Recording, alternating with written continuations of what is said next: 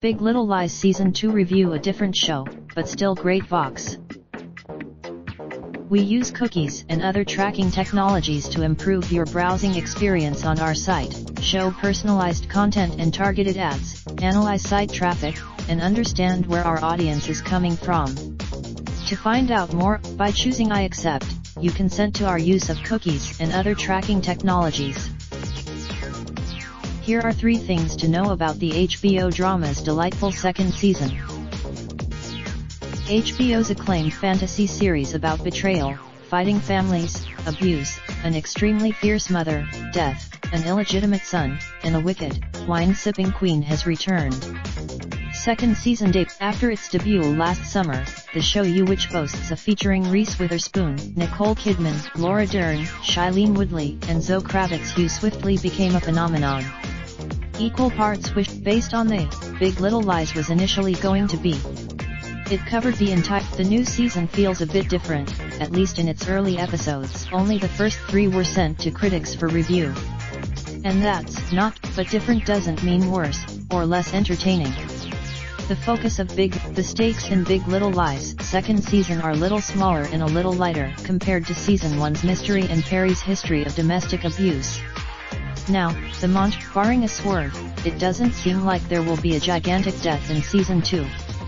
But there is still a set. Big Little Lies has continually suggested that monsters aren't born but created, and that parents shape their kids whether they intend to or not. See one of Celeste and Perry's sons in season 1, an apparent extension of his dad's abuse of his mom. And with everything we know, Big Little Lies first season operated on a few different levels. At the heart of the show, in the first few episodes of season 2, Big Little Lies turns the pettiness up a notch. Instead of pitting, I am fully aware of the ridiculousness of that scenario. And yet I found myself shrieking with laughter when Renata Klein-Dern gloriously goes all in on Renata's indomitable self-importance this season, who is dealing with some private financial turmoil, realizes that all this talk of climate change is really stressing out Amabile. Anyone who watched You deconstructed my little girl into a coma, Renata hisses, in an absurd and hilarious line. There's also a hint that we'll eventually see Renata, dubbed the Medusa of Monterey, move on from Otter Bay's principal to Mary Louise Yu, who appears to be quite capable, despite her meek demeanor, of holding her own.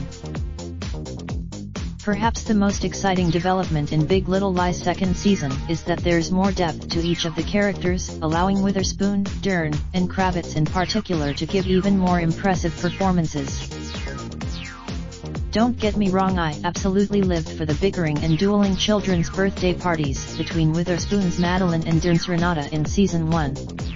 But it was often that emotional core of the story shifts in season 2, as the women are forced to accept, internalize, and deal with the repercussions of Perry's death. Kidman's and Woodley's, and Madeline, who once loathed Bonnie, has to keep her secret while also providing a soft surface for Bonnie, who's dealing with a lot of trauma, to land.